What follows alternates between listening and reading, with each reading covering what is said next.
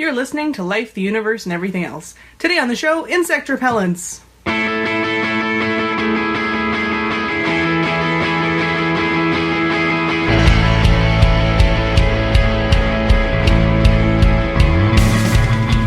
Life, the Universe, and Everything Else is a program promoting secular humanism and scientific skepticism, produced by the Winnipeg Skeptics. You can email your questions, comments, or criticisms to us at LUEEpodcast@winnipegskeptics.com. Show notes, references, and relevant links can be found at lueepodcast.wordpress.com or at winnipegskeptics.com/blog.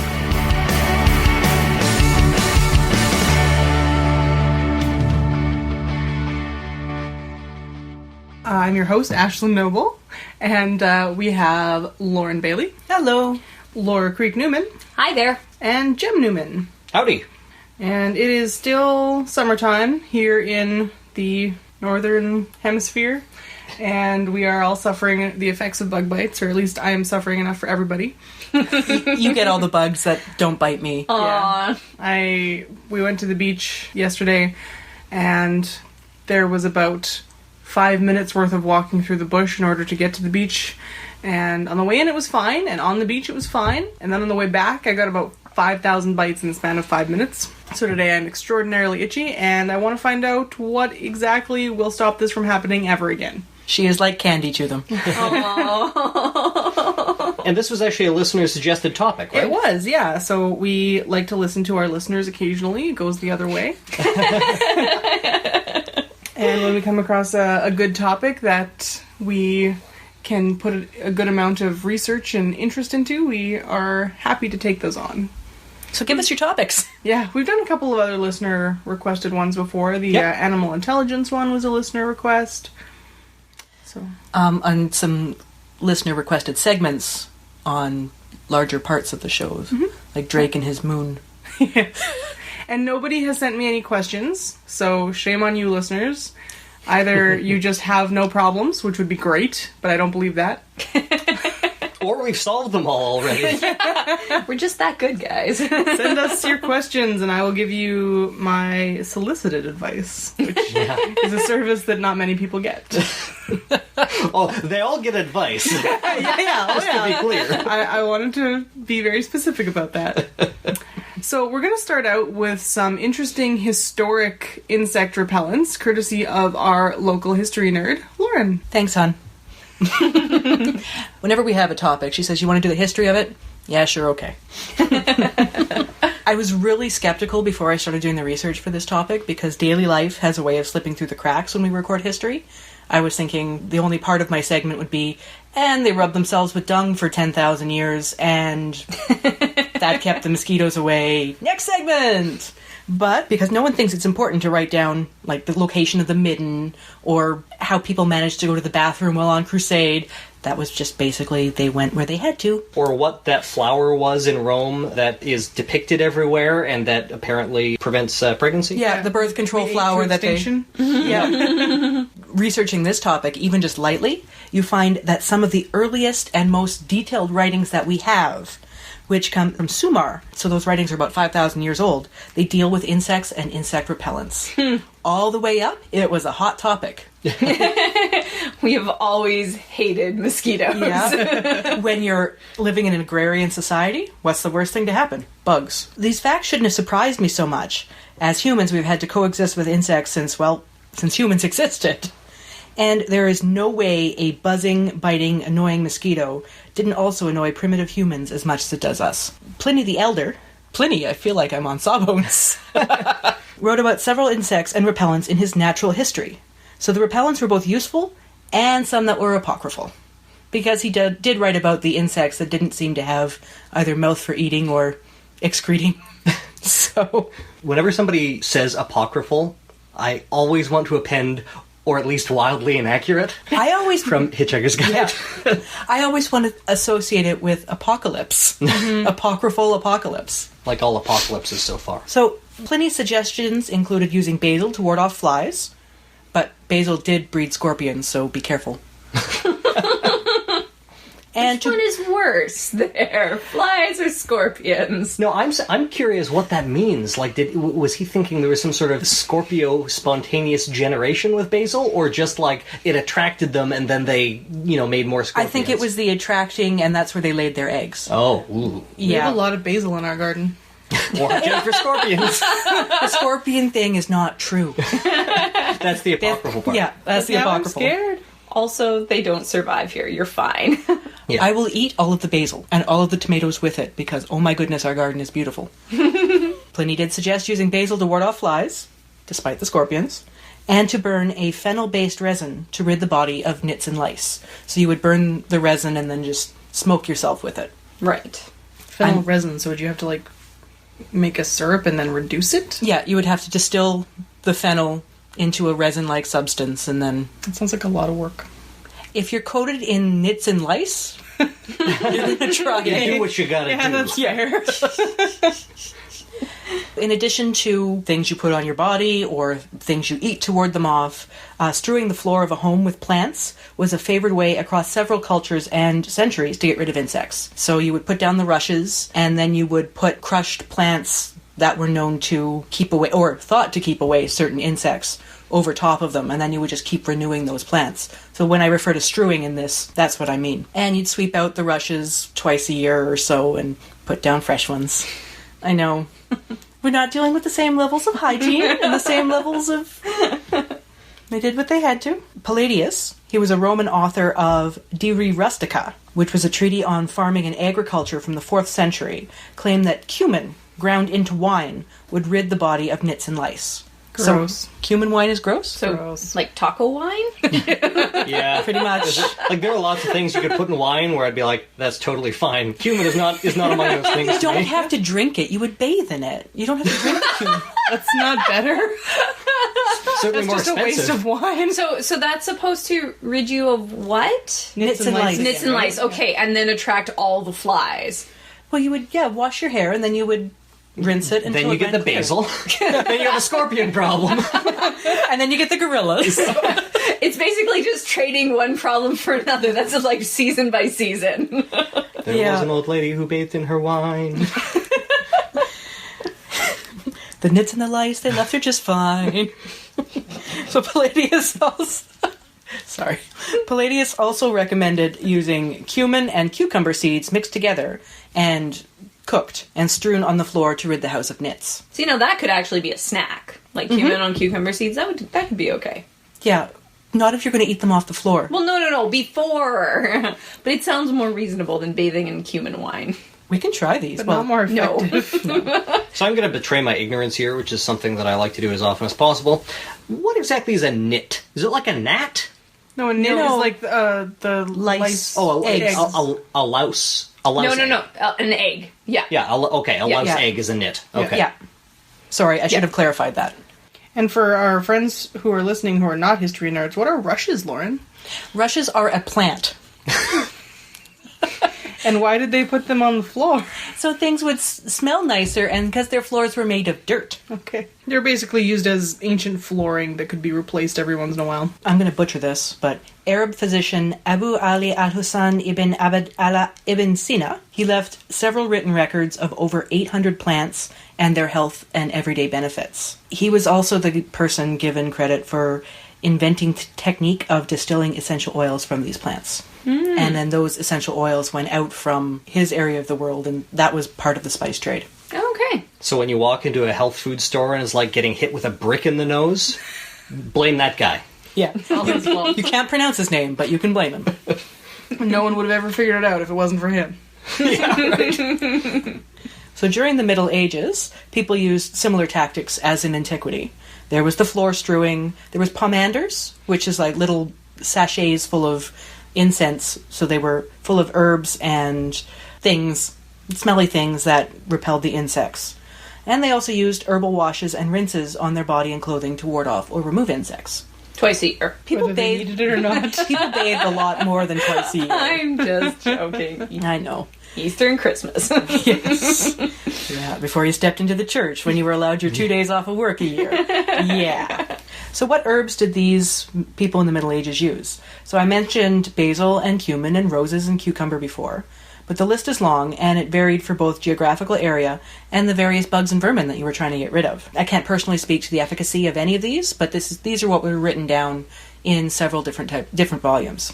There was bay leaf. That was used for strewing and in a wash to deter fleas and lice. And it mostly grew in the Mediterranean area, so it wasn't as popular in Northern Europe. It's also used to keep weevils out of flour and milling equipment. So you would crush a bunch of bay leaves through the milling equipment every once in a while, and that would keep them free of bugs. And its modern uses include pretending to do something in soup. I can taste the difference a bay leaf makes, Jim. I'm a bay leaf atheist. I maintain that bay leaf is stone soup. No. You just aren't using it right.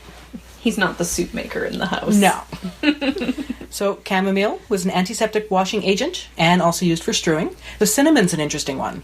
There's a big, long list of cinnamon and cassia uses through history. Cinnamon use goes back as far as pharaonic Egypt.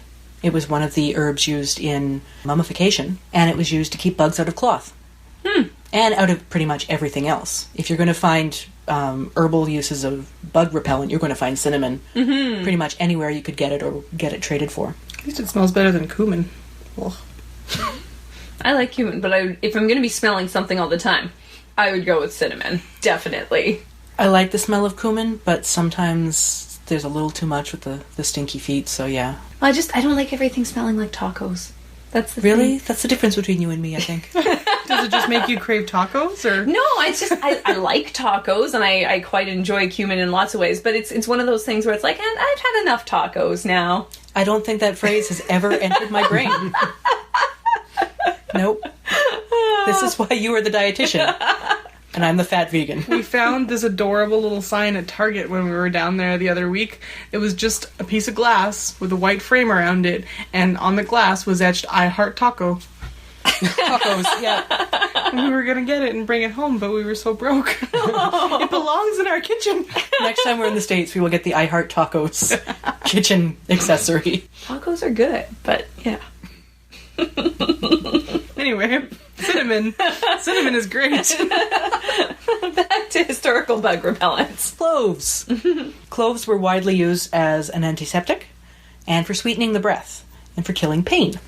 I really don't like the taste of cloves, but I guess it's better than having fish breath. So these are all the fall spices that we're going through now. Yes. Actually, we're doing these Pumpkin spice insect repellent.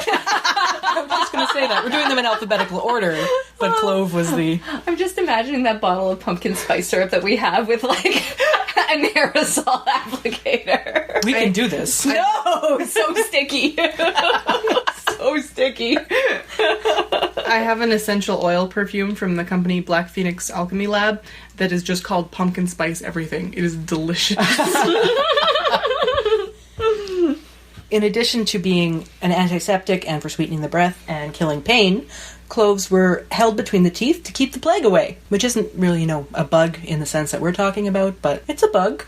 Teeny, teeny, tiny little bug. So cloves only grew in 2 small islands in Indonesia, so they were very expensive and not used for strewing. Yeah, they were part of the spice trade. Back to cumin, was long known as an insect repellent, and they found cumin in King Tut's tomb. One strain, the black cumin, was used to keep bugs out of manuscripts. So it kept the bugs off the vellum. Fennel was not only mentioned by Pliny, but Charlemagne declared that fennel was essential in every imperial garden due to its healing properties and household uses, including the warding off of bugs. Well, except for the fact that Charlemagne didn't exist, because that's part of the phantom time period that the government wants you to believe in. Good callback, Jim. It's better to just acknowledge and move on. Fennel is mentioned in the Tenacium sentalis, I butchered my Latin there, as being a useful domestic herb. It was widely known as an insect repellent, and powdered fennel seeds were used to repel flies. So you would put them in your food stores, or around your food stores. Crushed fennel leaves were thought to keep fleas at bay. Not sure if it's true, but that's what it was thought. Lavender was also used to keep away flies and to make everything smell like lavender, which would drive Ashlyn crazy. The worst herbal smell. Oh. I have a lot of thoughts about smells today, apparently. I have a lot of thoughts about smells a lot of the time. It's true. Sure. Marjoram was a popular strewing herb used for its insect repellent and disinfecting properties. Marjoram was mentioned as an antiseptic washing water recipe in Le Manger de Paris. Wow, my French is bad, I'm sorry.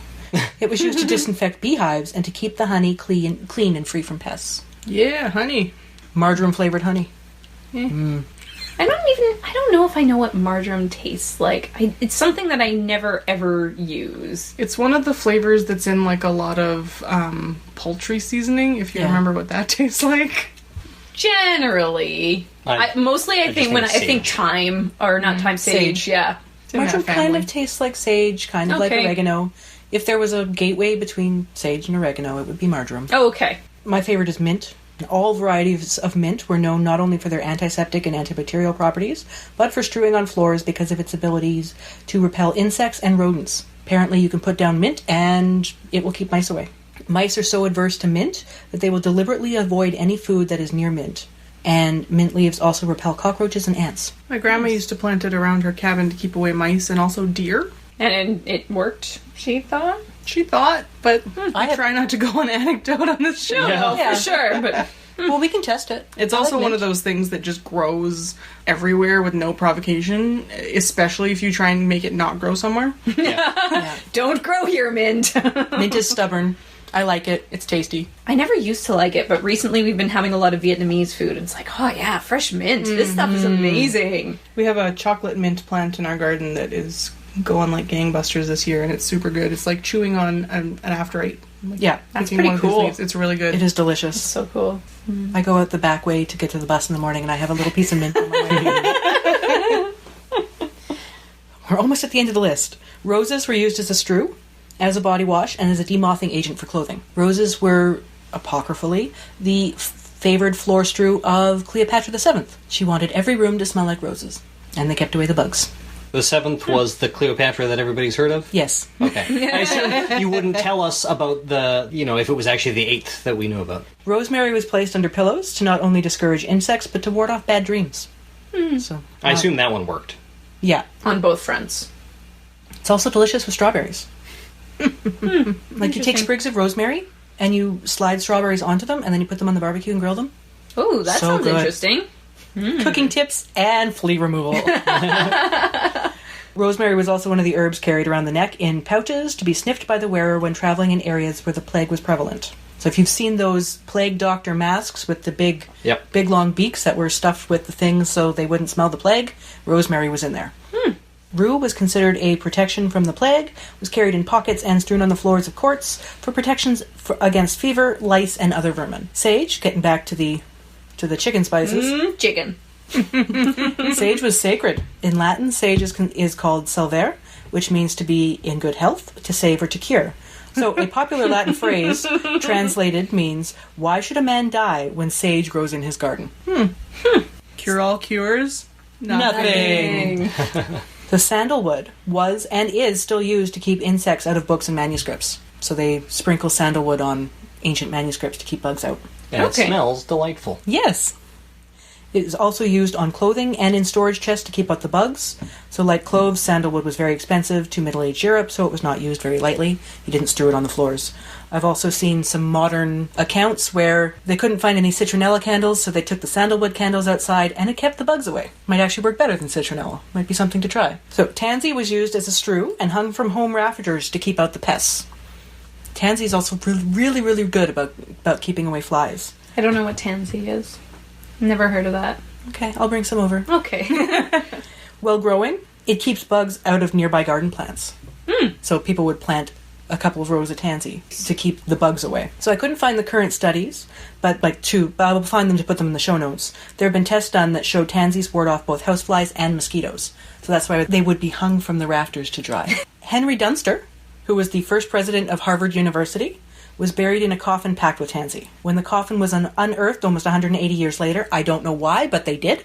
The tansy still... They had to find his gold. The tansy, it still held its shape and fragrance 180 years later after being stuffed in with a dead guy. Wow. Thyme has been used for strewing on the floor and when burnt as a repellent since antiquity. Thyme was the first one that I could find information for. Like cinnamon, it's one of the major herbs used for Egyptian mummification. I wouldn't have thought that, because thyme seems very Italian and newer to me. I think that's just because we're used to Italian cuisine. Yeah. It just doesn't But seem... yeah, it doesn't seem to fit the same... It doesn't have that same sort of, like, tropical climate kind of feel. It's not a fertile crescent herb to me. Yeah. The last one I could find was yarrow, which is a very popular stewing herb in Northern Europe. Yarrow grew everywhere that wasn't really hot, so it was the popular herb of choice for throwing on the floor in the northern climates. So you may have noticed that most of my research is Eurocentric, because that's what I could find a lot of research in my go-to information pots for. I did find some information on North American herbs used for insect repellent. Most of these accounts were written by Europeans, and they concern the area that is now the Northeast United States. It's what was available at the time. Absolutely. So a writer at the time, Robert Beverley, mentioned an ointment that the Powhatans devised by crushing the roots of puccoon, I have no idea what puccoon is, and wild angelica, which was mixed with bear's oil and rubbed on the skin to conserve the substance of the body. This mixture also kept away lice, fleas, and other troublesome vermine from coming near them. Wait, what's bear's oil? Bear's oil. So you would Grease take from a bear. Yeah, rendered bear fat. Oh, okay. Pennyroyal, mint, again, and an unidentified plant known as scarlet root were also used along the eastern seaboard to ward off and remove insects, especially deer ticks and horseflies. And if you've ever been bitten by a horsefly, yeah, you want some repellent. Mm-hmm. Ow.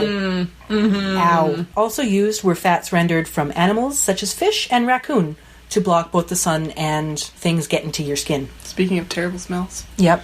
But it's better than what I thought I would find with the research of coating yourself in powdered dung and hoping that you don't sweat it off before the bugs eat you. I don't know. I might choose raccoon grease over horsefly bites. It might be a tough one, though. I'd choose it over deer tick bites. Pests having been pests, you can be sure that this was not even scratching the surface of useful plants, especially since it's Eurocentric and Eastern North America centric. Right. I'm pretty sure nearly everything growing has been tried at least once. Will burning this, or strewing this on the floor, or eating this keep away the bugs? Let's test it and see.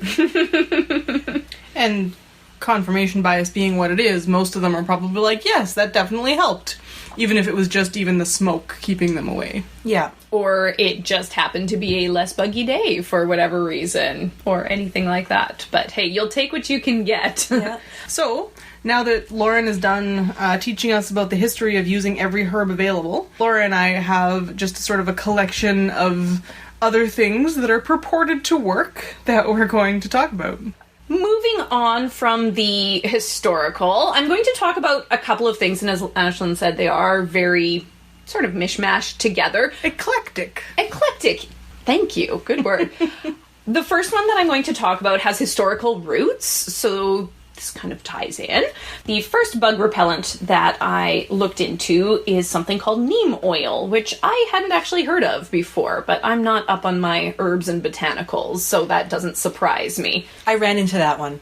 I figured you would have, because it has been used for a very long time, and it's not Eurocentric, which is one nice thing. So, What's a neem? Neem is a type of tree. Oh. Yeah. I was really not expecting that.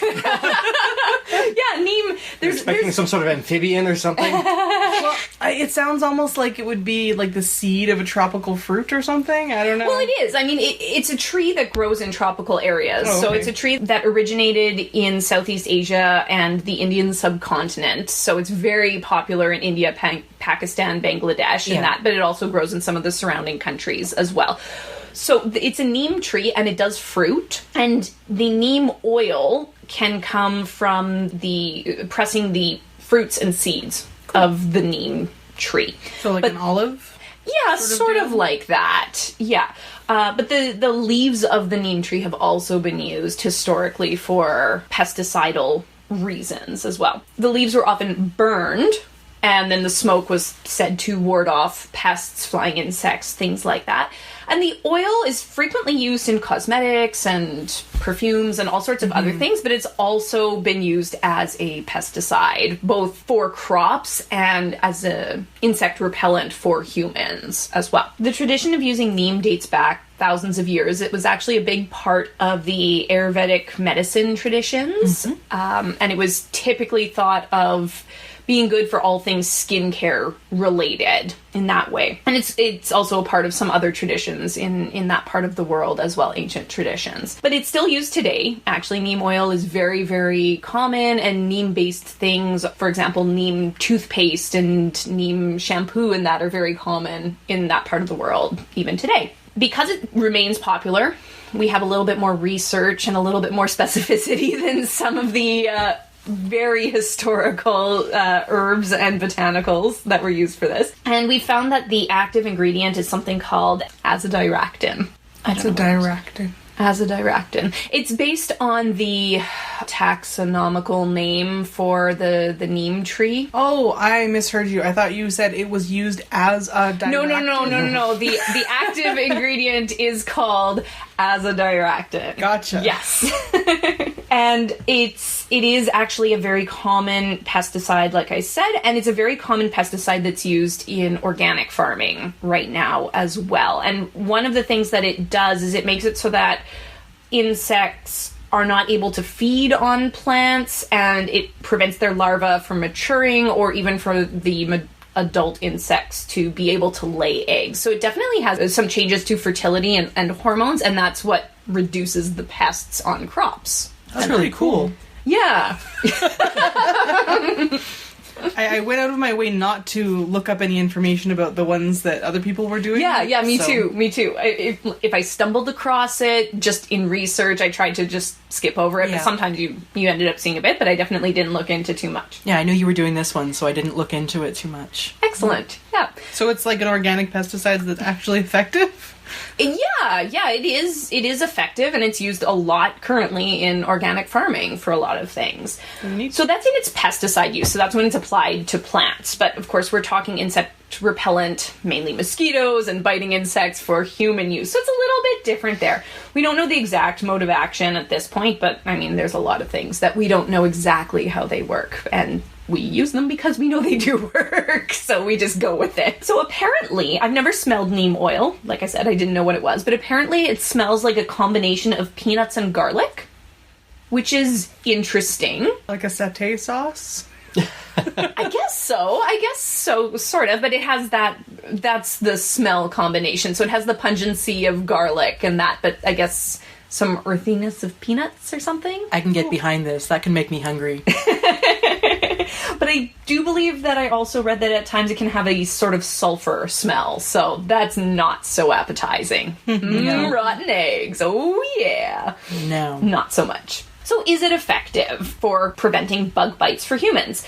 Some studies have been done with it, and apparently when the neem oil is volatilized, usually through burning kerosene or something like that, it can be 80 to 90% effective for repelling some species of mosquitoes, not all of them. Topical application of the neem oil, so like rubbing it on your body or burning the leaves, has really variable effectiveness, anywhere from 25 to 75% effectiveness. Generally, though, its effectiveness is short-lived, so it's just a few hours, up to about 3. And that's pretty short compared to some of the modern, more synthetic insect repellents that we're going to talk about a little bit later. But it does have some repellent ability.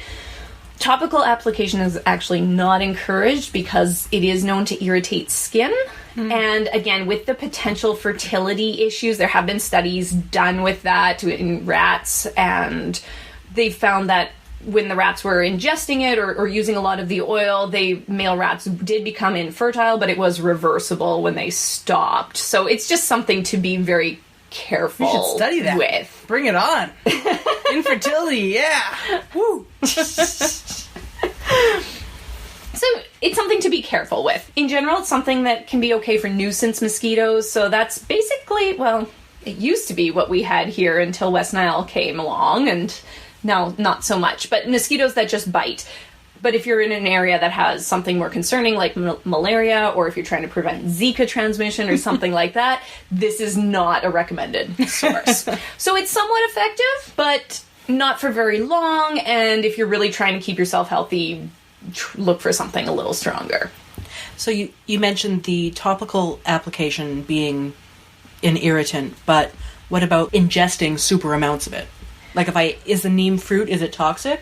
The neem fruit, is it toxic? I don't believe so. I think there's definitely some toxicity involved at certain amounts. It's not, the fruit itself is not typically eaten. It's a small fruit from what I just read up on it quickly, but it's pretty small, and neem is mainly used for cosmetic and crop purposes. It's never been a food, really. Yeah, I've never heard of it as a food. So I couldn't eat this magical satay fruit. No, I think it would just be something to put in your diffuser and smell. I can actually tell you that the LD50 of neem oil has been recently evaluated and found to be 32 grams per kilogram, so it is very non-toxic to humans. And you're going to tell us what that means in your segment, right? I will. Stay tuned.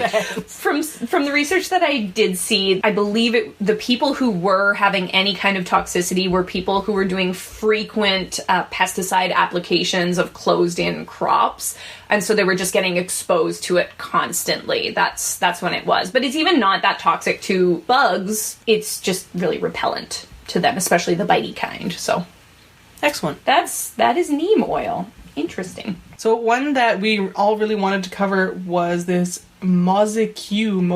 I don't even know how to pronounce it. I believe it's Mosey-Q. Mosey-Q. Cute name. Terrible product. Way to bury the lead, honey. It's a homeopathic remedy. So as soon as you say that, you can see where this is going. You get the womp womp. Yeah.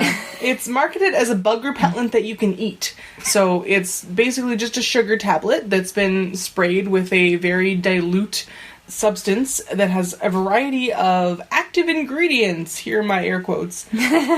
So some of the active ingredients include rattlesnake bean, which is related to the pinto bean. It is a 10 to the minus 8 dilution. Gumweed in a 10 to the minus 12 dilution. Marsh tea, 10 to the minus 3 dilution, so there might actually be a little bit in there, which is a little bit concerning since it's the only thing on this list that is rated likely unsafe at non-homeopathic levels. Oh, good. It can cause kidney and urinary tract damage as well as central nervous system excitation. So, not great to have a lot of it, but it's at a 0.1% solution that is, again, sprayed onto a sugar tablet. Probably nothing to really worry about. Probably okay. There is also Staves Acre in a 10 to the minus 4 dilution, and Stinging Nettle in a 10 to the minus 6 dilution. So all of these ingredients are thought to prevent bugs from eating you if you ate them in any sort of normal dose. At this dose, they're definitely not going to do anything for you. Good news, probably no side effects either. It was featured on Dragon's Den. The dragons got taken for a ride, and they invested $100,000 into growing this product into the U.S. market. So, bad news for them. They're probably never going to manage to get it on the shelves in the US because they, unlike Canada, have decent regulations around stuff like this. So in Canada, the reason that it can be marketed to us is because it is listed as a natural health product. Yep. Right. And as we've talked about before, Health Canada will approve anything that is a health product. Basically. They really don't have to prove any sort of efficacy or safety even. Not really safety any either, unless it's challenged in some way. Especially if you are not making specific health claims, they will take a very low bar of evidence. Mm-hmm. Historical usage being one of them. Yeah, exactly. Yeah, which... If she can point to anything in the homeopathic materia medica, which I will point out was developed before the germ theory of disease, then she's fine. Oh. And apparently she points to one study from 1965 that some of these compounds have been studied as to their effectiveness for bug repellent. But so okay. Some of them have been studied. Yeah. It's a high bar she's clearing. What were the results of these studies? Did they pass these studies? The studies are not actually available anymore, so nobody can even read them anymore. Oh, good. Yeah. That's great. In the States, you have to prove that something that you're marketing as an insect repellent will actually repel insects, usually by using the product as intended and then sticking your arm into a box full of mosquitoes. Right. So this is not a clinical trial that I will ever be volunteering for. No, thank you. So basically, they've invested $100,000 into this product that does nothing and has nothing in it. and they're never going to be able to get it on the shelves in the States because there is no way to prove that it works. So these investors have not got their skeptical pants on when discussing things like this. There was, I believe, one of the dragons was like, well, where's your clinical studies? And that's when she brought up this, well, there was one study in the 1960s. Not a good standard of evidence. Ooh, one study 50 years ago. Oh, Sign me boy. right up to give you all the money with that. Yeah. So the Winnipeg Skeptics would not recommend Mosey Q. Back to you, Laura. All right. Well, since we're talking about things that don't work, I would like to introduce the mosquito patch. Apparently, these things have been available since the 70s. I did not know that. I only heard about them doing this research. But in various forms, various companies, you've been able to purchase this patch. So the idea is that it's a patch that you wear for somewhere between 24 and 36 hours. And the active ingredient is vitamin B1 or thiamine. Oh. See, if this was something that worked, I would be all over it. I would buy stock in it. It's okay. The guy at the beach yesterday was wearing one, honey. Oh, is that what that was? That was a mosquito patch. Oh. Yeah. If you read the comment sections or on anything saying that these things don't work, oh, well, apparently they really do. But the plural of anecdotes is not data. So let's move on. How is the B1 supposed to... The way that it's supposed to work, or the theory behind these products, is that the thiamine, or vitamin B1, when you take a lot of it, apparently it changes your sweat, blood, hormone consistency, and it can produce a bad smell through the skin. And mosquitoes are repelled by this smell. So that's the theory behind this. And the patch idea here is that it's a long, continuous infusion of the thiamine so that you get continuous release rather than taking a vitamin and it working for a little while and then having to take another pill right away because it's worn off or something like that. So that's how it's supposed to work. Now, I have a few questions with this product. First of all, can thiamine be absorbed through the skin? So most of our vitamins we get from food, and we get through supplements, which are typically taken either by mouth or we get injections of them. So it bypasses the skin and everything and goes directly into our tissues. I couldn't find, and I didn't do an exhaustive search, but I'm not certain that thiamine can be absorbed effectively through the skin. I don't know. Generally, things are best absorbed through the skin when they're hydrophobic or lipophilic, so more fat-soluble types of things. Thiamine is a water-soluble vitamin, so it would need to be combined with something that's more fat-soluble in order to actually get it through the skin, if it can in fact be absorbed through the skin and then get into the bloodstream, and enough so to cause this reaction to happen. So that's something that I have a question about. And just to note, the recommended daily intake for adults for thiamine is somewhere between 1 and 1.5 milligrams a day. It's a pretty small amount. Yeah. Most of us get enough through food, especially because most of our breakfast cereals and stuff like that are enriched with it, so we're okay. Some groups need a little bit more, but it's pretty small. What is it in normally? What is it in? You get it from animal products, particularly meats, and whole grains and legumes. Those are the main sources of thiamine there. I get most of my B vitamins from energy drinks. Right. And so I was like, I did not hear this. I did not hear this. that is okay. Actually, the way that we discovered thiamine, or not discovered it entirely, but we knew that not getting enough of it causes the disease beriberi. And we started to figure out where we could get thiamine when there was a change in rice production in Asia. Everybody switched from the standard brown rice to the polished white rice, and then everybody started getting beriberi because the bran of the rice had all the thiamine in it. So whole grains for the win, people. Whole grains. This is why we should eat brown rice, hun. But it's so bad. It is not. It's delicious. It's so good. Let's put more salt in it. It would help me get more thiamine. There you go. Repel those mosquitoes. Come on, Ashlyn. More salt? Yeah, just flavor it a little bit. Anyway, what I was getting at is that we don't need a lot of thiamine every day. We don't have huge body stores of it, but we don't need a lot either. Typically, the dose on these patches is somewhere between 75 and 300 milligrams, but again, it's supposed to be a high dose and it's supposed to be a steady release. That is how that works. So my first question, can it be absorbed through the skin? I don't know. Second question, is thiamine excreted through sweat? Again, the theory is that you take this thiamine, you get this bad smell, and you sort of sweat it out. And the more thiamine you take with these patches, the more you're going to repel mosquitoes, etc.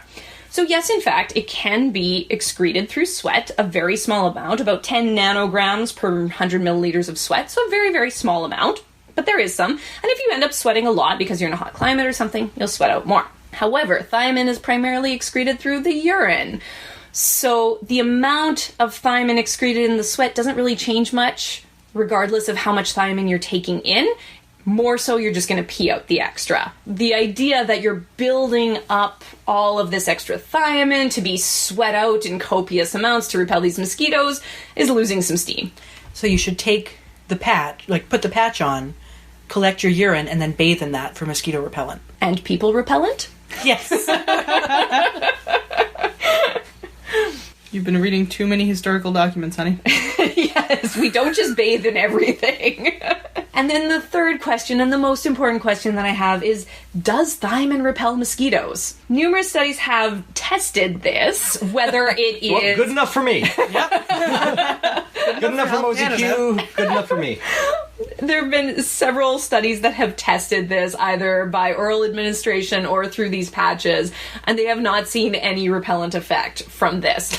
From what I could gather, the idea that thiamine could repel mosquitoes came from a study in the 60s that I couldn't find that there's a potential link, and I think that these patches just kind of ran with it, or the idea of just taking these mega doses of thiamine ran with it. Apparently the smell thing can happen, but not to everybody. Wait, are you suggesting that we shouldn't just take basic science lab research and extrapolate it to human subjects and go right into production? Yes. Oh, okay. I have to make a few calls. Jem, did you invest our savings in the mosquito patch? Yeah, just the savings. Oh, good. So it doesn't appear that the mosquito patch is going to be effective. Save your money. I have another question to add to your list of questions. Yes. Is megadosing on vitamin B1 dangerous? No. Okay. No, it's not going to be. It's water soluble. We have very small body stores, and humans have really good urinary excretion of thiamine, so it's really not dangerous. There are some vitamins that you can definitely overdose on, particularly fat soluble, but even some of the water soluble ones like niacin you can overdose on. Oh yeah.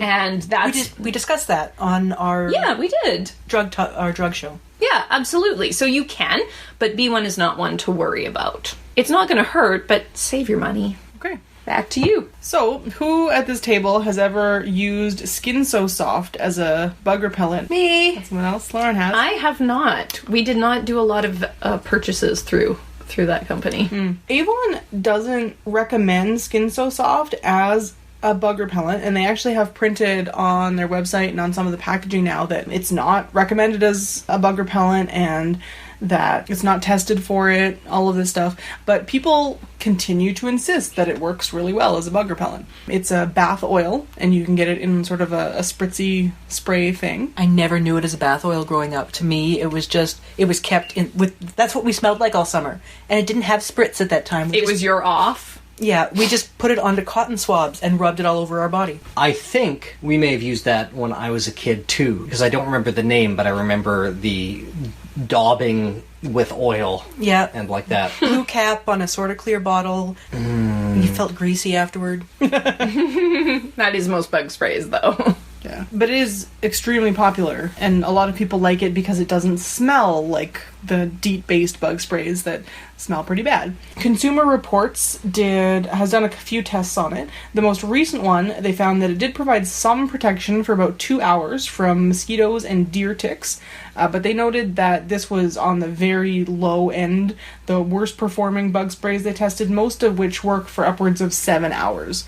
I also found a study that appeared to be just one researcher testing some different bug sprays on himself. Nice. I'm bored and I don't have funding. It was from 2006, and it was like a very well-written study, and it was in a well-respected journal, but the whole thing was the sites used were the author's left arm, left leg, and right leg. Well, that's an N of 4, Ashlyn. You can't get better than that. And the different things that he tried, I think it was a he, I didn't actually check, were DEET base spray, Skin So Soft, and a special mixture. And the special mixture was a combination of eucalyptus oil, Skin So Soft, water, and vinegar. Ooh. Yeah, it didn't sound terribly pleasant. Ugh. But what was interesting, I thought, was that he said the sessions lasted for between 90 minutes and 120 minutes. And the surface area apparently on their legs and arms was approximately the same. They measured this very carefully. And an incident would be either a mosquito landing on flesh or biting. And there was care taken not to repeat count different incidents.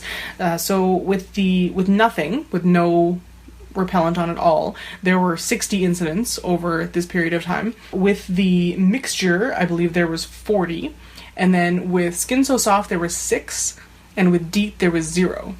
So it was sort of comparable to the DEET mixture. Now, was this the plain Skin So Soft, or was it, because Skin So Soft has also been producing, like, actual bug sprays? Yeah, I was going to mention those as well. But no, this was the original brand, Skin So Soft. Okay. But yeah, they are now marketing versions of Skin So Soft that are blended with either the IR3535 and also with picaridin. And so these obviously work better, according to the Consumer Reports that I found. But my question is, why not just buy separate bath oil and insect repellent? Can you say that second one again? Picaridin? Picaridin. And then I've also seen it... Icaridin. Icaridin? Yeah, no, I'll but talk I've about actually, those as well. I've seen it spelled both ways, and Yes. I'm not really sure what the difference is. I can explain that, actually. Okay. Would you like me to do it now, or wait until my Sure, second? tell us now. So, picaridin and icaridin are generic names for this substance, which is also known as Bay-Repel. And when the WHO was originally suggesting generic names for this newly patented chemical, they suggested picaridin, but the one that was eventually approved is icaridin. Oh. So technically it's called icaridin, but everybody calls it picaridin. Because that was Because the that's what first. they're expecting to call it. Right. It seems like if you have it available and you don't have anything else available, it's probably good for a short period of time. But, don't let it go for 7 hours without reapplying. Right. To add on to interesting things that shouldn't be bug repellents but are in a small way, one study that I came across included a Victoria's Secret perfume called Bombshell in the Weird. mix, and they found that similar to that Avon Skin So Soft, the regular stuff, it did have repellent activity for about 2 hours, that 120 minutes or so. But they do note that they did use high concentrations of this perfume, so it is unclear if the amounts of perfume that were used would be what people would typically be wearing. But oddly enough, that perfume did have repellent activity. So like middle school levels of perfume. Yeah. Yeah, Axe body spray levels of concentration. Oh, God. The last thing that I wanted to talk about is something called PMD, or paramethane 3,8-diol. I don't know, it Sounds sounds like a appetizing. scary chemical. I don't know if I want that on my body. If we're going to talk chemicals, everything's a chemical, guys. Just use some dihydrogen monoxide and Exactly. washes right off. However, this scary sounding name has a very natural source.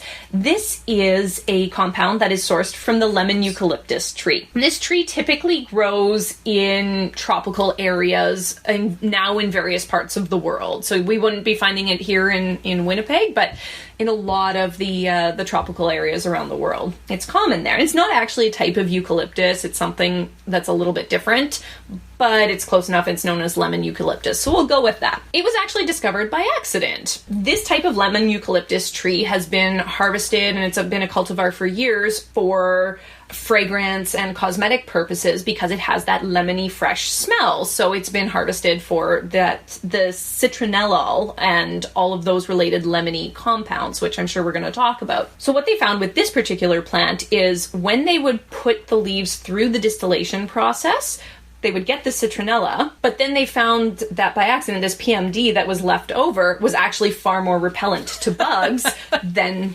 they expected it to be. So it was really a surprise thing. And I believe they found it by just going through a bunch of different plants that were used for this kind of thing and saying, what happens when we use this? Sort of like our historical methods there. So sometimes this is called the essential oil of lemon eucalyptus, but we have to be careful about that because from some sources that I read, that type of essential oil, if you buy it here in North America, is not actually containing this PMD. It's more of a citronella based thing because of the smell. So it depends where you get it. So it's just something to be mindful of. But sometimes it is called an essential oil of lemon eucalyptus. This compound, again, we're not exactly sure how it works, but they think that it affects mosquito smell receptors similar to citronella essential oils.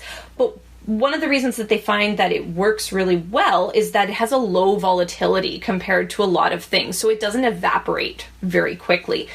It's had a lot of studies done on it recently, and they've found 95 to 100% effectiveness at repelling multiple types of mosquitoes for 7 hours or longer. So this is actually a really, really good thing. That's awesome. If you get the real stuff. If you get the real stuff, right. Absolutely. And they were in these studies. They were really well done studies, and there's a lot of them. And the PMD is actually now recommended alongside with DEET in malaria-prone areas to prevent mosquito bites. So it's that effective, which is pretty impressive. One of the nice things, too, that was noted in a couple of the studies is that the areas where these trees are currently cultivated or are endemic are typically malaria or, dengue fever type places. So they already have this type of plant available. So it would be an easy thing to do if DEET products or other types of products are not available. So that's actually really nice. So it works really well. Like I alluded to, it's very similar to citronella oils here. And I will say that I didn't look into citronella too much. Citronella does have some effectiveness as a repellent, but it's not nearly as much as this PMD. And it doesn't last nearly as long. The effect is more like a couple of hours when it comes to citronella oils. So even though that's the one that we all think of, we have our torches and our candles and our essential oils and body sprays for citronella to keep these mosquitoes away, it's actually the byproduct PMD that we really want. So you can get something that smells like citronella, make sure it has the PMD in it to be really effective. Provided that it's available. Right. Yeah. Read your labels really carefully there. I was mostly talking about the citronella. It's available. No, it's not. Wah! Yeah. Yes, it is again. Yeah. Yeah, and citronella oil actually is not currently licensed as an insect repellent in the EU because there was insufficient data for efficacy. Mm-hmm. So the next one that I wanted to talk about is a product that has been purported to cure everything. Yay! We love those. They're our favorite products. So just Googling ACV, I found a website that told me that apple cider vinegar will cure hiccups, cancer, diabetes, and cold symptoms, and everything in between. And that was just the first result that I clicked on when Googling it. In my opinion, the only thing that apple cider vinegar is good for is making vegan cupcakes. Yay! But it's also said to be good for keeping insects away from you, and especially from your pets. My mom actually used to put like a quarter cup of apple cider vinegar into my dog's water bowl to keep mosquitoes and ticks and things off of him in the summer, and the only thing it ever did was make our kitchen smell terrible. It wouldn't cause your dog to be dehydrated because it wouldn't drink that gross water? It didn't seem to mind. Cole was not the smartest of pups. Yeah, no, he didn't seem to mind, but whatever. So there are lots of articles online about using it as a wash to get ticks and fleas off or as a diluted spray for their fur, but I couldn't actually find any evidence of its efficacy or any method of action that would possibly explain it other than it tastes bad to insects. I thought it was interesting that it was very much, like, it was all over the place that you should use this to keep off bugs from your pets, but it wasn't as much touted as, like, a human thing, maybe just because it smells so bad. Yeah. and humans don't want it on them, People are used to their dogs smelling bad. I guess. But do you really want your dog to smell like a chip truck as well as wet dog? Oh, gross. So the last one that I want to touch on was essential oils. We've talked about a lot of the herbs and botanical things that we can use, but this is sort of a specific category of put a bunch of oils together and you'll smell nice and the bugs won't bite you. So you can buy hundreds of combinations of essential oils marketed as bug repellents, places from Amazon or natural health food stores. Some of the most common ones that are listed are things like lavender, lemongrass, patchouli, catnip, peppermint, geranium. So most of these are things that Lauren talked about before too. And it's interesting this way some of them come up over and over and over again, like the mint and stuff like that. But here's a quote from a blog post that I found while researching that I find is very telling. It says, "Here are some of my favorite essential oil combos for repelling bugs. They seem to all work the same. It just depends on what kind of scent you like." So she recommends the campfire blend, which is 10 drops of rosemary, 6 drops of cedarwood, and 4 drops of cinnamon. The floral blend, which is 8 drops of geranium, 5 drops of lavender, 5 drops of rosemary, and 2 drops of patchouli. The hippie blend, which is 10 drops of lavender, 6 drops of cedarwood, 4 drops of patchouli. Or the fresh blend, which is 12 drops of lemon, 5 drops of peppermint, and 3 drops of eucalyptus. And she ends that by saying, "Don't forget to experiment with some different combos and mix it up. Your bugs may be repelled better by some essential oils more than others." So that's true, since she does list the eucalyptus oil in there, which Yeah. might be effective. Oh, that's, lemon eucalyptus is not eucalyptus. That's true, there is a very specific kind, so your Also, mileage may vary. Citronella oil is actually, the plant is a type of lemongrass. Oh, That makes some sense. that's cool. So aside from the lemon eucalyptus, which Laura talked about, there doesn't seem to be any evidence for any of the essential oils, but there are endless articles with lots and lots of different recipes. One I was particularly interested in was cedarwood oil. We've used cedar posts on our camp bed for a lot of years because they're supposed to have sort of bug repelling properties. Right. And so we figure the bugs won't climb up them as much if our bed posts are made of cedar. It seemed to work. Yeah, it seemed fairly effective, but looking around, I found that there was some evidence that things like cedar closets or big blocks of cedar wood in a small enclosed space, like a chest or a closet, might have some use for keeping bugs away. It probably isn't very effective outside a small contained space. Okay.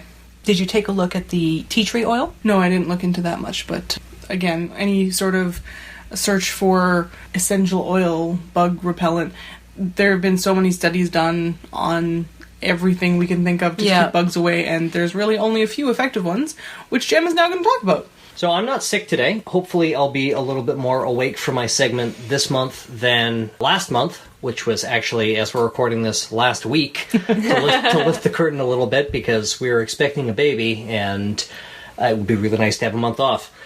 And, hey, I successfully avoided interrupting anyone's segment to talk about my crush on Keith Hamilton Cobb, so that's an improvement over last month.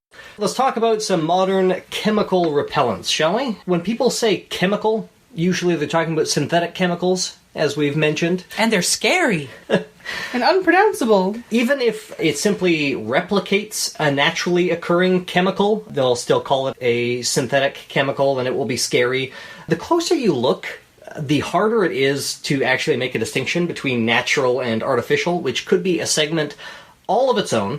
But for each of these modern chemical repellents, I'm going to try to examine both the efficacy of it and also any potential health impact, because we know that a lot of these, like DEET, for example, have had some health scares associated with them. So let's see if there's cause for concern. Because I'm going to be talking about safety as well as efficacy, I figured I might as well start with a very brief overview of how lethal doses are determined in toxicology. When we're talking about toxicology, the term LD50 is going to probably come up a lot. So LD stands for lethal dose. The dose of the substance in question is typically measured, not always, but typically measured per kilogram body weight. So for a guy my size, which admittedly isn't terribly big, you'd multiply the number by 70. I'm way harder to kill than Jem, yes. So the way you determine the LD50 is when studying a substance, you administer it to a group of animals, typically rodents, and you just keep upping the dose until they start dying. Because the lethality of a toxin can vary widely, not only between organisms, but also between individuals in the group, the lethality is typically measured in the percentage of subjects who die after an exposure to that dose. So the LD50 of a substance is also known as the median lethal dose. It's the dose of the substance that will kill 50% of subjects in the group. The LD50 is the standard measurement for toxicity. And if you limited yourself to the dose that was, say, universally lethal, which I guess you might call the LD100, you might get a very skewed perspective of how dangerous the substance is because of how widely resistances vary. Occasionally, LD1 and LD99 measurements are used, depending on purposes, although that means you need to kill a lot more animals. You need a much bigger sample group in order to get those numbers. And the LD99 might be orders of magnitude larger as far as dose is concerned than the LD50. So LD50 is your standard. I looked up the LD50 of vitamin D the other day, and it was surprisingly deadly. I've got that number right here. Oh, wow. I'll be giving some examples here. There are several methods of estimating the LD50 for substances in humans. Usually that involves measuring the LD in mice and then converting it to a dosage per kilogram body weight and then extrapolating to human norms. You typically have to make some adjustments for differences in metabolism or known toxic resistances in mice or in humans. May not be to scale. Yeah, exactly. And the LD50 values can also be estimated based on human cell cultures. And because of increasing concerns about animal welfare, other methods of estimating LD levels are currently being investigated and trialed. And the LD50 will also actually vary by means of administration of the substance. Yeah. Administering a substance intravenously will often result in a much lower LD50, that is to say, a higher lethality, so you need a lower dose, than administering it orally. And administering it subcutaneously can also give you a different response. But generally speaking, the lower the LD50, the more toxic the substance, the lower the dose you need to kill something. And remember, pretty much everything, including things we'd normally consider benign, has an LD50. The poison is always in the dose. So here are some LD50 examples. All of these are taken from rodents, usually mice, some of them for rats. And I'll start with least toxic, going to most toxic. So neem oil, as previously mentioned, has an LD50 of 32,000 milligrams per kilogram. So all of these will be in milligrams per kilogram. So that's 32 grams per kilogram body weight. That is a lot of neem oil to ingest. A lot of tiny fruits. I'd need to ingest 2 kilograms of neem oil to kill me if I'm the average subject. Sugar has an LD50 of 30,000 milligrams per kilogram, or 30 grams per kilogram. Alcohol has an LD50 of 7 to 10,000 milligrams per kilogram. Thiamine, vitamin B1, has an LD50 of 8,200 milligrams per kilogram, so 8 grams. Glyphosate, or Roundup, has an LD50 of 5,600 milligrams per kilogram. That's pretty safe, to be honest, for humans. Considering that sugar was, 3,000? No. Sugar was 30,000. So sugar is safer than glyphosate for acute doses. Salt, though, is still coming up.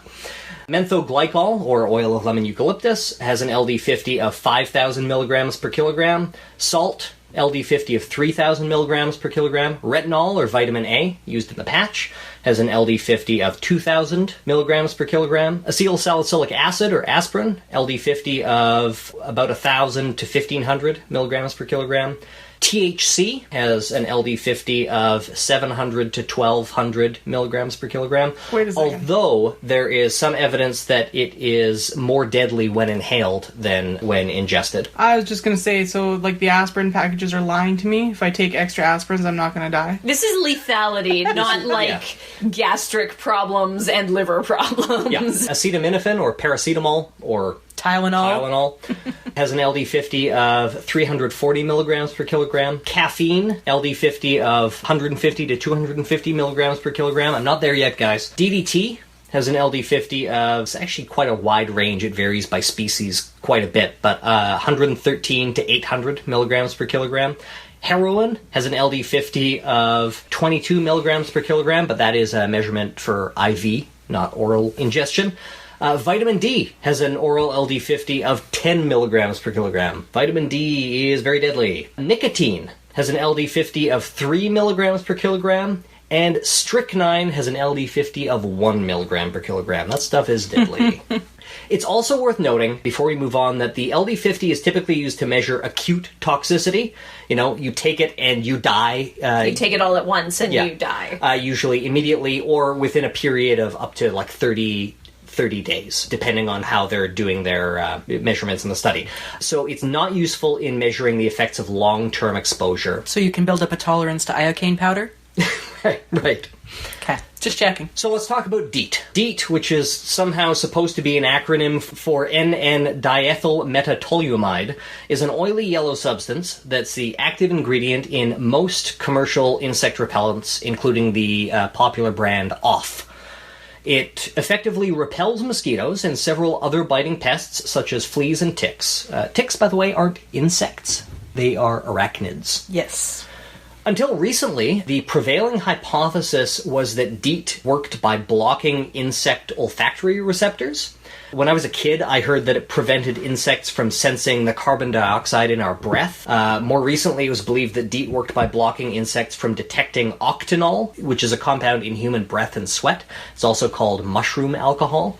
But the current theory, which is actually backed up by experimental evidence, is that rather than masking our presence from mosquitoes, DEET is, in fact, actually a repellent in the true sense. Insects, including mosquitoes, just really hate the smell. And who can blame them? The stuff is terrible. There is actually also some evidence to suggest that the application of DEET can increase the efficacy, that is to say toxicity, of certain insecticides in addition to just being a repellent. That seems strange, especially if it is just a repellent. Several of these substances are primarily used as repellents, but also have secondary uses as insecticides as well. Chemistry is complex, so are biological systems. Let's talk about efficacy. So several independent investigations, including one performed by Consumer Reports, have found direct correlations between DEET concentration and the length of time users were protected against insect bites, with application of 100% DEET offering up to 12 hours of protection, with 20 to 34% concentrations offering between 3 and 6 hours of protection. The CDC recommends formulations containing 30 to 50% DEET to prevent the spread of insect-borne disease. And 30% is the most you can get in Canada right now, right? I believe that's correct, yes. And I will talk about that momentarily. So, DEET has been in use since the 50s and is generally considered pretty safe. The oral LD50 of DEET is 1750 to 2700 milligrams per kilogram in rats. I would have to consume more than 100 grams of DEET in order to die. Wow, I would definitely not have guessed that. Yeah. It is a mild irritant and can occasionally result in rashes, breathing difficulty, burning eyes, and headaches. There have been some reports of seizures being linked to DEET exposure, but nothing that has been seen in controlled conditions. And if those reports are accurate, it would still be occurring because of the widespread use of DEET. We would still only be seeing seizures in 1 in every 100 million DEET users. Teeny tiny fraction. Mm-hmm. The American Academy of Pediatrics has deemed DEET safe for both adults and children in concentrations between 10 and 30%, although they recommend against applying DEET-based repellents in infants younger than 2 months. Health Canada guidelines are similar, although a little bit more cautious, recommending that children younger than 12 only use repellents containing less than 10% DEET, that children under 2 receive no more than 1 application per day, and that DEET should not be used in infants under 6 months at all.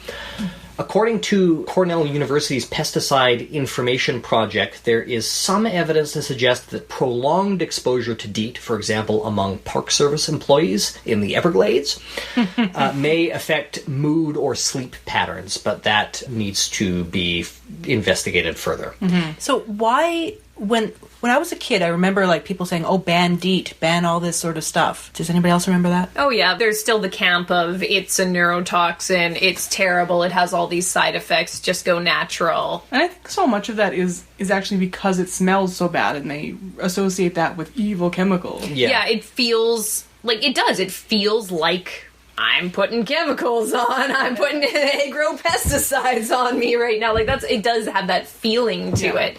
And it may also be because DEET is also a solvent, right? It effectively dissolves paint, varnish, nail polish, and several synthetic fibers, several synthetic fabrics, including rayon, spandex, and vinyl.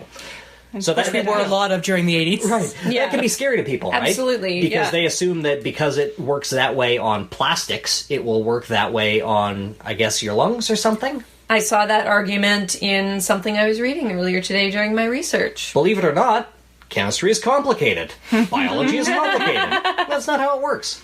I remember spraying it helpfully, cleaning as children do, my father's car once, and the dashboard was forever speckled with repellent. With the notices of your help. But did the mosquitoes come in? Not for the next few hours, anyway. We've talked about lots of studies already of the efficacy of natural DEET alternatives. And a lot of them will conclude that the natural repellents are, quote, just as good as DEET. But keep in mind that when doing these studies, they tend to test their chosen natural repellent against a very low concentration of DEET, like 5 to 6% DEET. While increased DEET concentration doesn't appear to directly affect efficacy, it has more to do with how long the protection lasts. For comparison, Off Family Care is about 15% DEET, while Deepwood's Off is 25% DEET and also contains other similar toluamides. So keep in mind that when they're making these comparisons, they're not necessarily comparing apples to apples. Right. So the next repellent that I'll be talking about is IR 3535, which stands for Insect Repellent, I guess, number 3535, although it's also known as ethyl butyl acetylaminopropionate. I'd actually never heard of this one before, but it's a common ingredient in DEET-free insect repellents. I guess they're cashing in on this. We're a different scary chemical, not that scary chemical. It's in Coleman's Go Ready Skin Smart insect repellent. Also in Coleman lamps. The Skin So Soft Bug Guard Plus has IR 3535 as an option. It is a synthetic amino acid developed by Merck in the late 70s and early 80s. It doesn't share DEET's strong odor and taste, which is a plus. Like DEET, though, it is a mild irritant and can dissolve some plastics. It performs as well as DEET against ticks and the Culex mosquitoes, which are a vector for West Nile, although it may be slightly less effective than DEET against the Aedes mosquitoes, which is the mosquito that carries dengue fever. According to Consumer Reports, quote, IR 3535 is a good DEET alternative with many of the same advantages and fewer disadvantages. The LD50 for IR 3535 is 14 to 24 milliliters per kilogram, which would be, assuming roughly the same density as water, which it wouldn't, I guess it would be less dense than water since it's an oil, but it would be roughly, 14,000 to 24,000 milligrams per kilogram. The next one I'm going to talk about is Icaridin, or Picaridin, which we mentioned earlier. It goes under the consumer brand Bayrepel, or KBR 3023. Icaridin is the non-proprietary name of hydroxyethyl isobutyl piperidine carboxylate. I think I smoked that once. Whew. Goodness gracious. It is a colorless, odorless, non-irritating substance, and it can be found in repellents such as Cutter Advanced, or again in the Skin So Soft Bug Guard Plus line. Unlike DEET and IR 3535, it does not dissolve plastics. And according to the WHO, Icaridin, quote, demonstrates excellent repellent properties comparable to and often superior to those of the standard DEET. Consumer Reports agrees, rating it as among the most effective insect repellents when used at a 20% concentration, although a 2006 retest found that when used at a lower 7% concentration, icaridin provided little to no protection against the Aedes mosquito, the vector for dengue fever, and only a few hours of protection against the Culex mosquito. From everything I've read, the Aedes mosquito is a bit of a bastard. In rats, the oral LD50 of icaridin is 4,700 milligrams per kilogram. And the last repellent that is applied to the body that I'm going to mention is IBI 246, which is also known as 2-undecanone, or methyl-nonyl ketone, which is an oily organic compound that occurs naturally in bananas, ginger, strawberries, and some tomato species.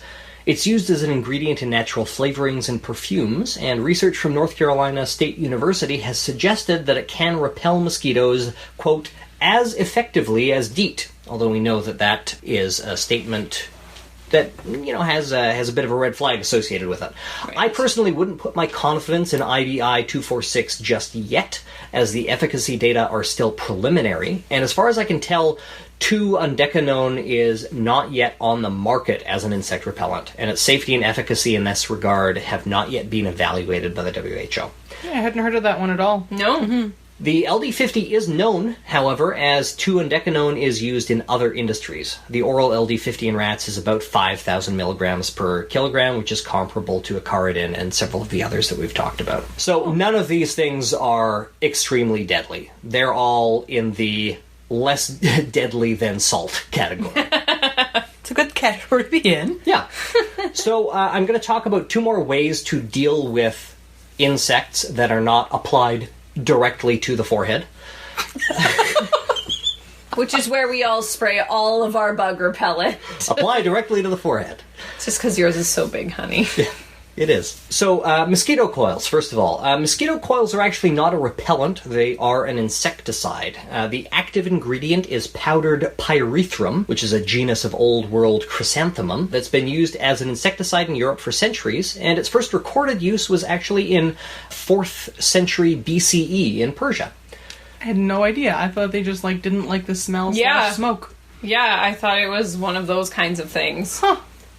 Really? It may also function as a repellent, but its primary purpose is to just kill the buggers. So does the smoke have can the get behind oils that. in it still? Yep. Okay. Mm-hmm. Huh.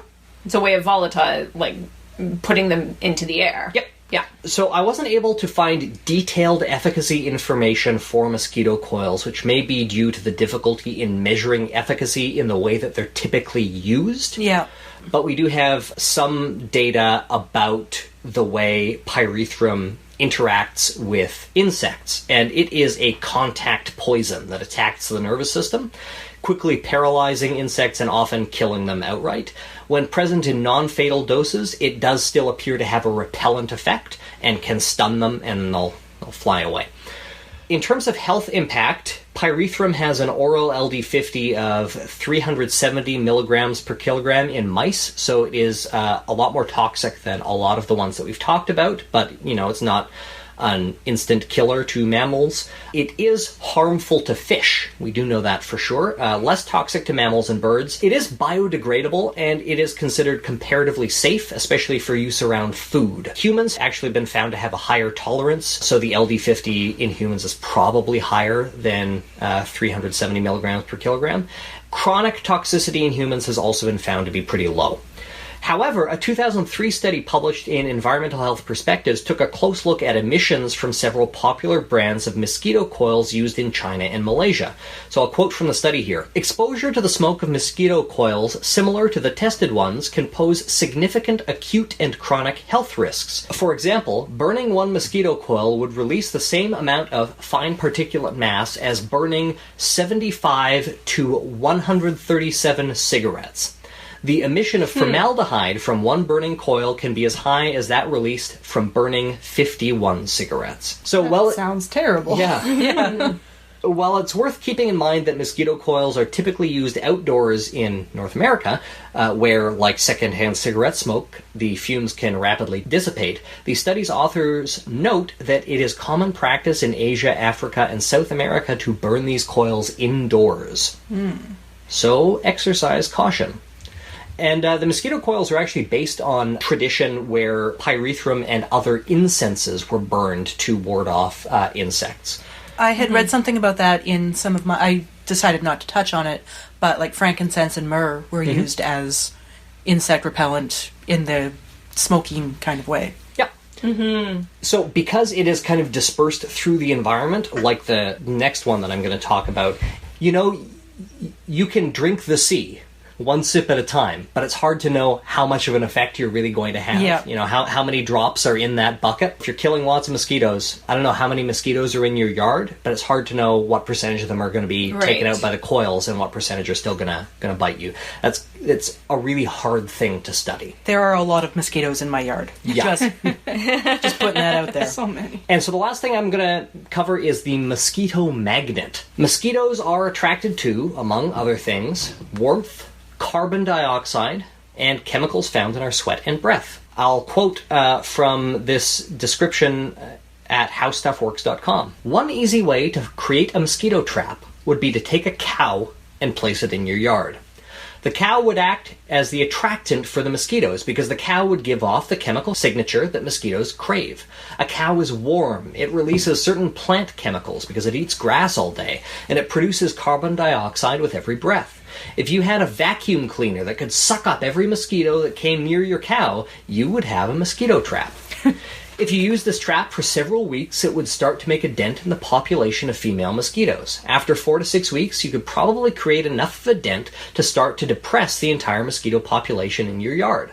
With the number of female mosquitoes down, there would be a lot fewer eggs being laid. That, in turn, would mean fewer mosquitoes, and eventually the population would collapse. I'm sold. The mosquito magnet and similar traps made by other manufacturers uses a catalytic converter to turn propane into carbon dioxide and water. It also produces heat, turning it, in effect, into the cow in our example. A cartridge containing a chemical compound such as octanol improves the lure, and the system is completed with a vacuum component that sucks approaching mosquitoes into a screen compartment and holds them there.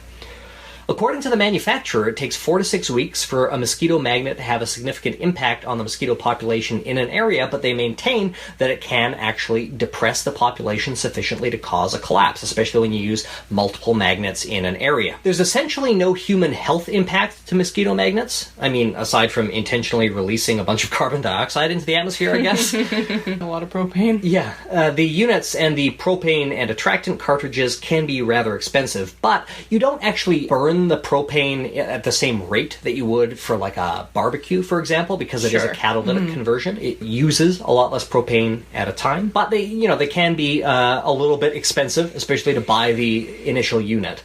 And while they're not as loud as a shop vac, they're not exactly silent either. Mm-hmm.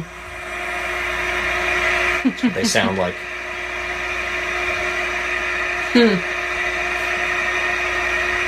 And how close do you have to be to them to feel the effect? Is it the kind of thing that you could put, if you had a big yard, way out in the back corner so you didn't hear it and still supposedly feel the effect? Or would you have to be closer? I assume it would be centered on the machine, so... Ideally, actually, you want to place it upwind. You want to find where the prevailing wind is and place it upwind, portion of the yard, so that the mosquito population in your yard is going to sense the attractant and the carbon dioxide, and they'll head in that direction. Little do they know. Yeah. Like I mentioned, it does take several weeks. Right. It's not just... even really have an effect on the population, and it's not like a mosquito coil where you use it and then you turn it off when you're not using it. You're running this thing constantly to try to kill all the mosquitoes in the area. That's something I'd never really understood about it. I thought it was the kind of thing where, we're having a barbecue tonight, let's pull out the mosquito magnet, turn it on, and then turn it off once everybody goes home. I'm pretty sure that's how my parents used ours. It's entirely possible that that's how a lot of people use them. That is not their recommended use. It would certainly be cheaper. That makes way more sense, though. So if we just attract them all and kill them, then there's less to go around. Yeah. It's not a big bug zapper. The manufacturer provides copious case studies that support the efficacy of the mosquito magnet at decreasing mosquito populations, although most of these are comparisons with competing products rather than this is a measure of, mosquito population declines over So time. it's not a scientific study. They certainly do work to attract and trap mosquitoes. That's kind of non-controversial. You can see them accumulating in these traps. The kill and you jar. can see, yeah. Well, you get like this little screen compartment. You can pull it out and you gotta empty it. And is also non-controversial that certain mosquitoes are attracted to certain types of attractant that you can, the cartridges you can put it in. So I put could in them. use Ashlyn's blood on the cartridge. And it would get all the mosquitoes in the world. But it is really difficult to evaluate how much of a dent you're really going to make in the population with this kind of approach. So should you get a mosquito magnet? I have no idea. I'm not planning to. Yeah, so there are quite a few that we haven't covered. There are so many. Malathion is a pretty common one that is controversial in our city. That's a larvicide Yes. rather than a repellent. And actually, Winnipeg is the only city in North America that continues to do regular malathion sprays. And we're phasing it out as soon and as it we're is being done. phased out. It's a larvicide? I Yeah. thought it killed adult mosquitoes. Sorry, Laura, you are right. It is not a larvicide. It is an insecticide generally. That's what I thought. Because they stop spraying it if there's like high winds and stuff because it's not very effective anymore. Or if it rains and stuff like that. Whereas the larvicides, they just spray that into any Into kind of ditches. standing water Yeah. or potential standing water. My point is, there are a lot of things that we could probably keep finding articles about forever. These are some of the more common ones that people use. This should give you an idea of where to start when we go camping. Yeah, so just to recap, our best bets are DEET, IR3535, and Icaridin, and oil of lemon eucalyptus. Yeah, Those well, four top the list. PMD. PMD. That's the chemical you want. How about some mint? And if all else fails, mint. Mojitos! Woo! Wait, does that mean that mojitos are like insect repellent or something? Sure, Yep. Laura. Sure. Okay. If all else fails, use fire. That's what Zelda 2 The Adventure of Link taught me. But it depends what you burn, Jem. Mosquitoes, in this case. Just to light them all up. Yep. On that note, this was fun. Yeah. A much later topic. What are we going to be talking about next month, Jem? So we're going to be talking about the lightest of light topics. We are going to talk about space aliens and pseudo-history. What? Nice. Chariots of the Gods! Yes. All right, thanks everybody. This has been Life, the Universe, and everything else. Have a great night. Good night! Good night. You've been listening to Life, the Universe, and Everything Else. If you have any questions or comments, or you'd like to suggest a topic for the show, send us an email at lueepodcast@winnipegskeptics.com. If you want to show your support, give us a review on iTunes or Stitcher, follow us on Twitter or Facebook, or just share the show with a friend. Our music is produced by the very talented Ian James, and this episode was edited by Lauren Bailey.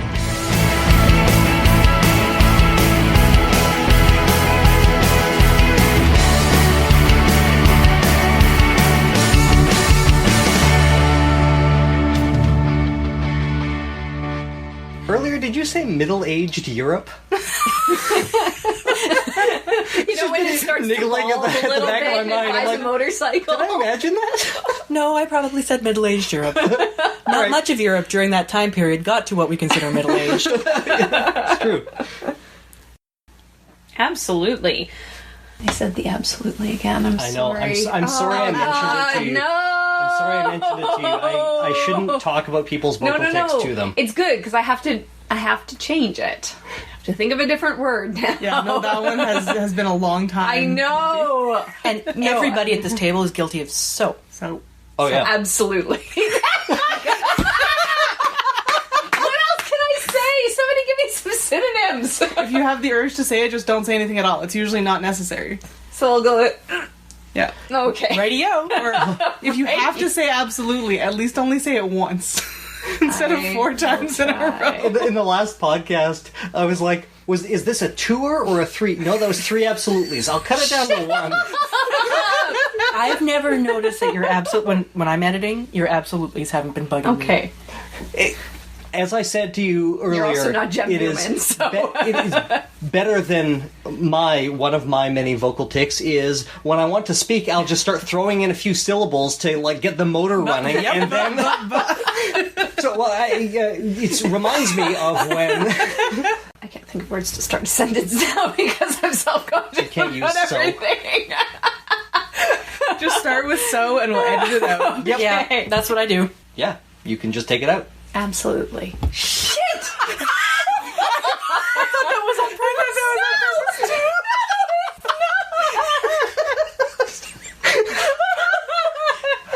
This is the funniest thing that has ever happened on this podcast. Oh, I'm just gonna cry silently over here. Don't cry silently. Do your podcast bit. Oh, okay, if I have to. He's keeping the nest egg in that beard. Oh, God. I'll never find it. This is the last podcast I'm going to be recording with this beard. Yay! A sad, We're all so happy. sad moment. It's okay, hon. I like Watch. the beard. Next podcast, Jem's voice will be slightly less muffled. Oh, man. More Newmans, less fur. Yes, exactly. Nonsense. Poppycock.